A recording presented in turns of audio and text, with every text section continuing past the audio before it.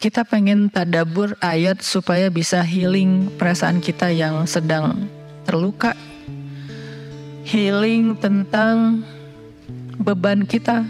Gimana cara biar kita tuh, kalau bahasa terapis tuh rilis beban, masalah, curhat supaya rilis gitu kan, rilis curhat.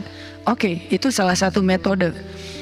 Terus apa metode lain untuk kita rilis atau kita bisa healing dengan ayat-ayat Al-Quran? Tadabbur. Jadi ada tafakkur, ada tadabbur, ada terapi. Islam itu banyak banget hal-hal yang bagus, tapi tidak ada yang lebih indah dan lebih tepat dan lebih efektif daripada terapi dengan tadabbur Al-Quran. Bukan hanya baca, tapi tadabbur Al-Quran.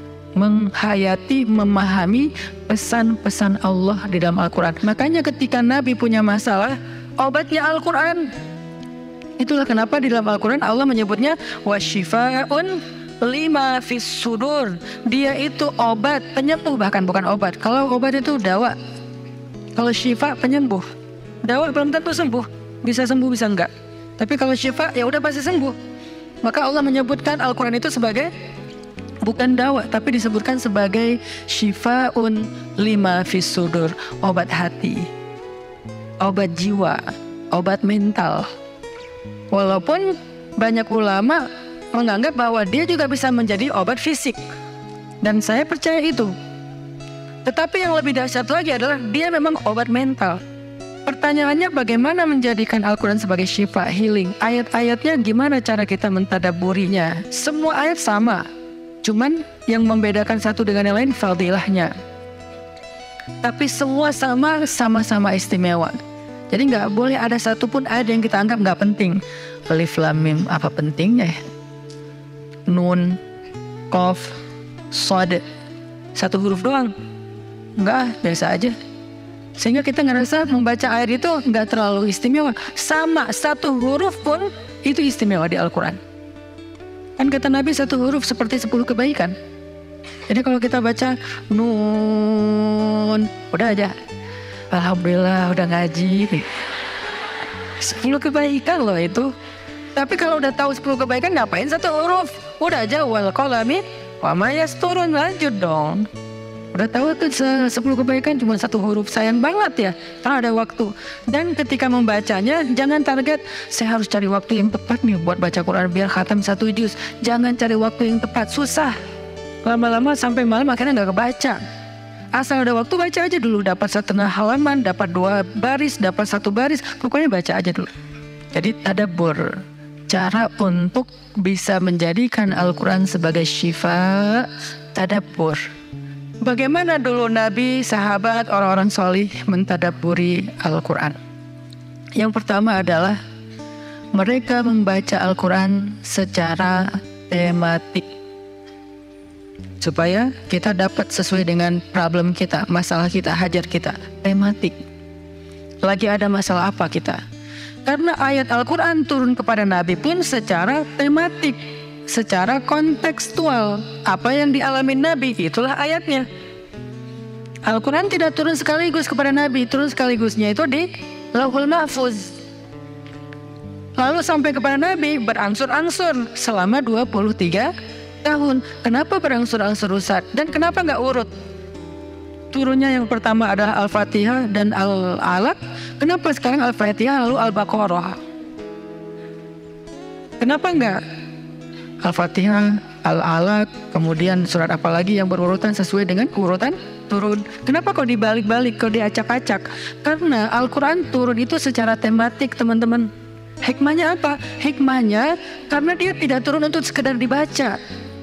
Dia turun untuk ditadaburi supaya jadi solusi, petunjuk dalam hidup. Petunjuk apa? Petunjuk terhadap masalah yang lagi dihadapin. Dan kita nggak akan dapat petunjuk kalau nggak ngerti kan? Coba baca petunjuk penggunaan obat. Bahasanya bahasa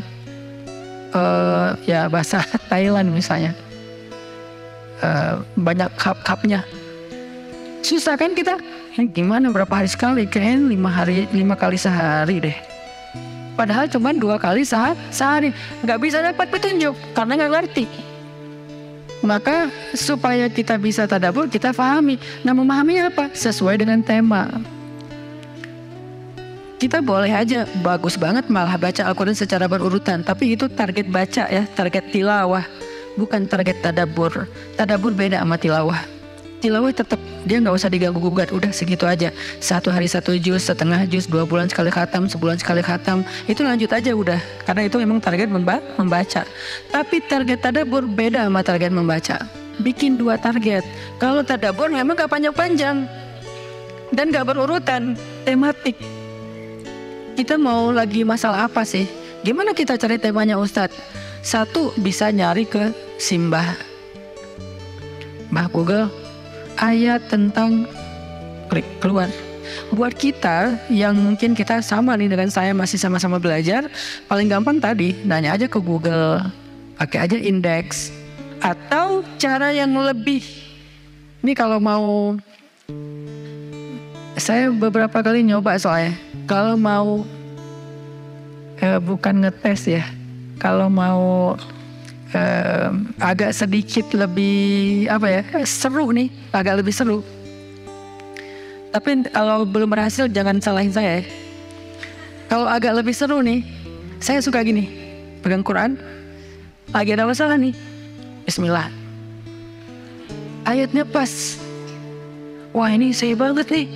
Bisa kayak gitu juga metodenya. Jadi kayak minta dibimbing sama Allah aja gitu. Tapi kadang-kadang dapat ayatnya tuh nggak sesuai tema saya, Ustaz, kata kita. Padahal kata Allah ini yang kamu butuhin tuh ini nih.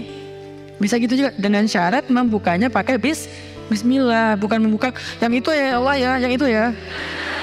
Jangan maksa. Allah lebih tahu. Bismillah. Ayatnya tentang makanan. Oh mungkin kita masalahnya emang masalah berat badan mungkin, atau masalah mubazir mungkin, sehingga merembet kemana-mana. Allahu alam. Tapi kalau mau lebih jelas ya udah cari pakai yang tadi, dapat ayatnya secara tematik.